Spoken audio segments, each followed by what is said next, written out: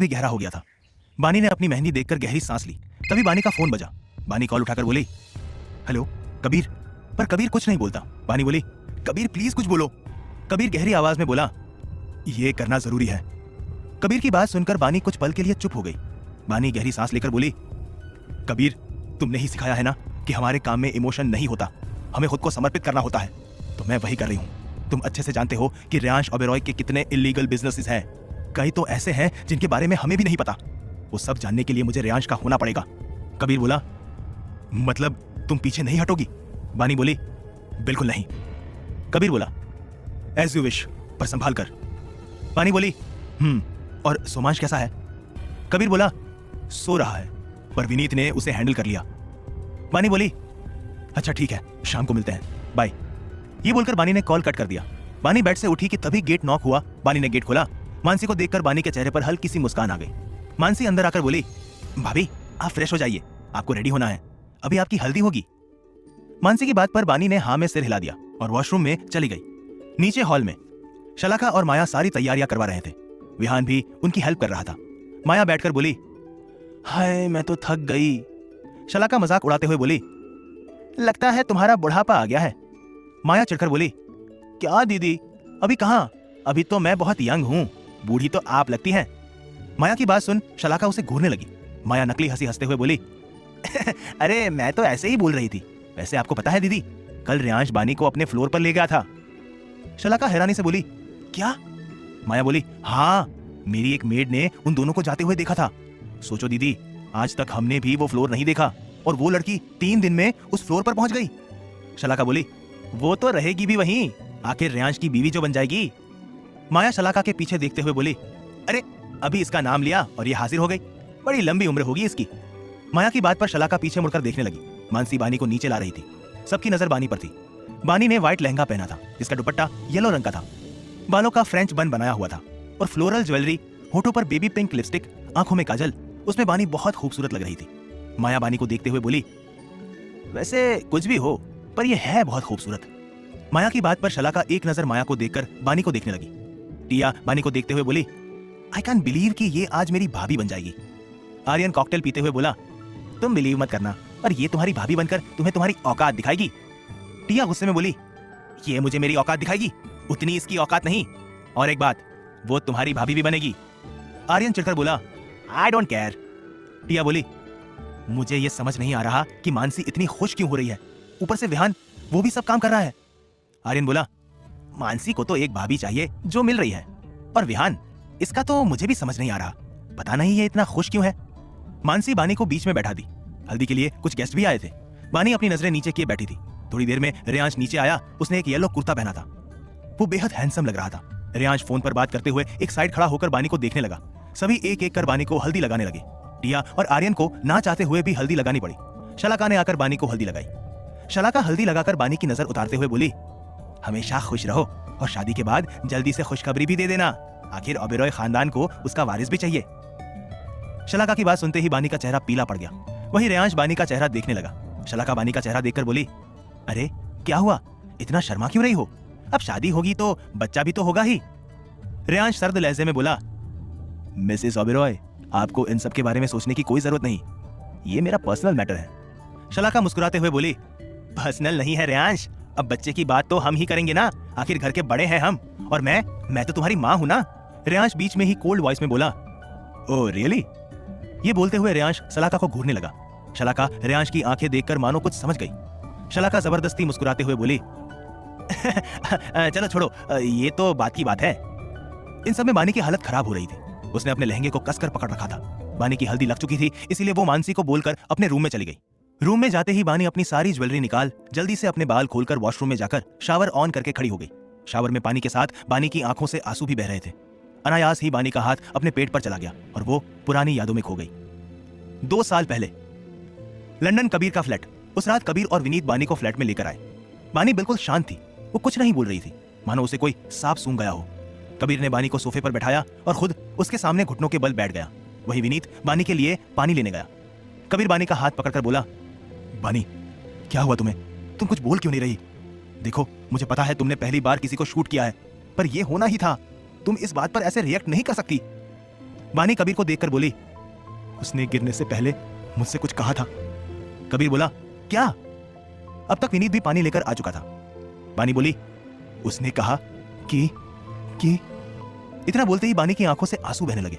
विनीत बोला, पहले पानी पियो, यह जानना जरूरी नहीं है कबीर, इस बारे में बाद में बात करेंगे। कबीर ने हाँ में सिर हिलाया और बानी को पानी पिलाने लगा। कबीर बानी को रूम में सुला देता है। अगले 2 दिन तक बानी किसी से ज्यादा बात नहीं करती, पर वो नॉर्मल हो रही थी। 2 दिन बाद बानी किचन में सूप बना रही थी, तभी उसे चक्कर आने लगा। बानी गिरती उससे पहले ही विनीत ने उसे संभाल लिया। विनीत ने बानी को रूम में ले जाकर लिटाया, फिर कबीर को उसके बाद डॉक्टर को कॉल कर घर आने को कहा। करीब 1 घंटे बाद बानी की आंखें खुली। उसने देखा कि कबीर उसका हाथ पकड़े बैठा था। बानी बैठते हुए बोली, क्या हुआ कबीर? कबीर बानी की आंखों में देखते हुए बोला, बानी, यू आर 1 वीक प्रेग्नेंट। ये सुनते ही बानी के लिए समय रुक सा गया। बानी हकलाते हुए बोली, क्या? कबीर बोला, हाँ, तुम बेहोश हो गई थी, डॉक्टर ने चेक किया और इतना बोलकर कबीर चुप हो गया। बानी रोते हुए अपने पेट पर हाथ रख बोली, ये क्या हो गया? अब मैं क्या करूं? मैं उस इंसान के बच्चे की मां बनने वाली हूं जिसे मैंने खुद मारा है। I am just 19। अब क्या होगा?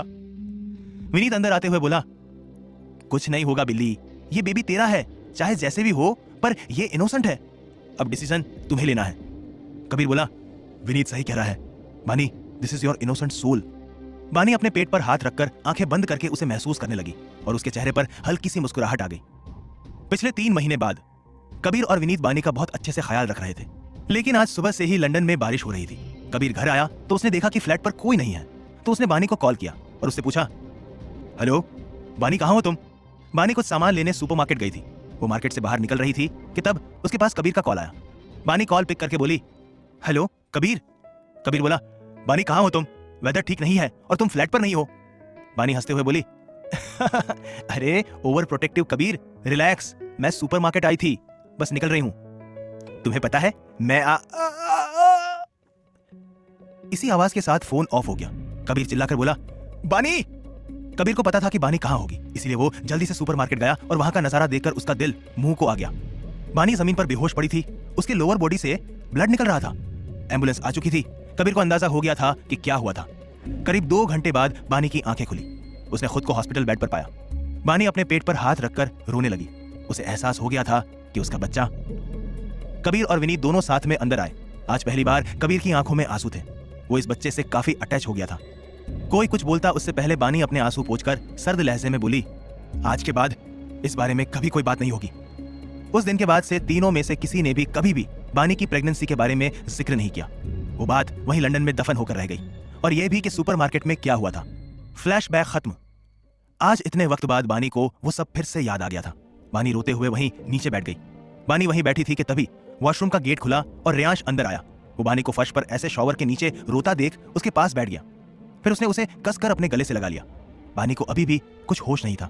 उसने भी रेयांश को और कसकर पकड़ लिया और फिर वो रोते हुए बोली, मेरा रेयांश बीच में ही सर्द आवाज में बोला, हमारा बच्चा। ये सुनते ही बानी रेयांश से अलग होकर उसे हैरानी से देखने लगी। दोनों शावर के पानी में भीग रहे थे और एक दूसरे को देख रहे थे। रेयांश बानी के सर से अपना सर जोड़कर बोला, मैंने कहा था ना, तुम पर हमेशा मेरी नजर रहती है, तो ये बात मुझसे कैसे छिप सकती थी? उस वक्त मैं हॉस्पिटल में था। मुझे ये नहीं पता कि उस दिन क्या हुआ था, पर यह पता है कि वो हादसा नहीं था। बानी रेयांश से थोड़ा दूर होकर बोली, मुझे अकेले रहना है, तुम जाओ। रेयांश बानी को कमर से पकड़कर उसे खुद के करीब खींचकर बोला, जो हो गया सो हो गया बेबी, बच्चा तो फिर हो सकता है ना, बेबी उसके लिए हमारा पास आना जरूरी है। बानी रेयांश को घूरते हुए बोली, तुम्हें कोई फर्क नहीं पड़ता। रेयांश बानी को छोड़कर खड़े होकर सर्द लहजे में बोला, जो इस दुनिया में आया ही नहीं, उसके जाने से मुझे कुछ खास फर्क नहीं पड़ता। यह बोलकर रेयांश वहां से चला गया। वहीं बानी बस हैरानी से उसको जाते हुए देखती रह गई। बानी फिर खुद को संभाल कर उठी और अपने कपड़े चेंज करके वॉशरूम से निकल गई। बानी की आंखें रोने की वजह से लाल हो गई थी। बानी जाकर बेड पर बैठ गई। उसकी नजर टेबल पर रखे खाने पर गई। बानी को अब हल्दी के बाद पूरे दिन अपने कमरे में ही रहना था। बानी का खाना खाने का मूड नहीं था, इसलिए वो बेड पर लेट गई। उसे पता ही नहीं चला कि कब उसकी आंख लगी। रेयांश डायरेक्ट अपने रूम में गया और अपना कुर्ता उठाकर एक साइड में फेंकते हुए बेड पर पीठ के बल लेटकर अपनी आंखें बंद कर लिया। वो अपनी आंखें बंद कर उन्हीं यादों में खो गया। 2 साल पहले फ्लैशबैक। रेयांश ने होश में आते ही अपने डेविड को बानी पर नजर रखने को कहा था। इसके बारे में शेरा और आर्यन को कुछ नहीं पता था। 2 दिन बाद रेयांश को पता चला कि बानी प्रेग्नेंट है। रेयांश ने बानी की सिक्योरिटी की जिम्मेदारी डेविड को दी थी। बानी जब भी कहीं बाहर जाती वो अपने आईपैड में उसके हर मुंह को देखता था। ऐसे ही 3 महीने निकल गए। रेयांश अभी भी हॉस्पिटल में था। वो ऑलमोस्ट ठीक हो गया था। आज सुबह से रेयांश का मूड बहुत खराब था। वो बात बात पर सब पर गुस्सा कर रहा था। शाम को उसे एक कॉल आया। रेयांश ने देखा कि वो कॉल डेविड की थी। रेयांश ने जल्दी से कॉल आंसर किया। डेविड हकलाते हुए बोला, बॉस, वो मैम गिर गई और उन्हें उसके इतना बोलते ही डेविड की सांस उखड़ने लगी। इसके आगे वो कुछ बोल नहीं पाता और कुछ ही पलों में बिल्कुल शांति छा गई। रेयांश को कॉल पर आवाज आनी बंद हो गई, यहाँ तक कि सांसों की भी आवाज आनी बंद हो गई। रेयांश ने कॉल कट कर दिया। उस वक्त उसके चेहरे पर कोई भाव नहीं थे। बस उसके अगले दिन ही रेयांश हॉस्पिटल से डिस्चार्ज हो गया और बैकफुट पर काम करने लगा। फ्लैशबैक खत्म। क्या हुआ था बानी के साथ? कैसे गिरी बानी? शलाका रेयांश की नजरों से क्या समझी? जानने के लिए सुनते रहिए क्रूअल हार्टेड, ओनली ऑन पकड़ FM।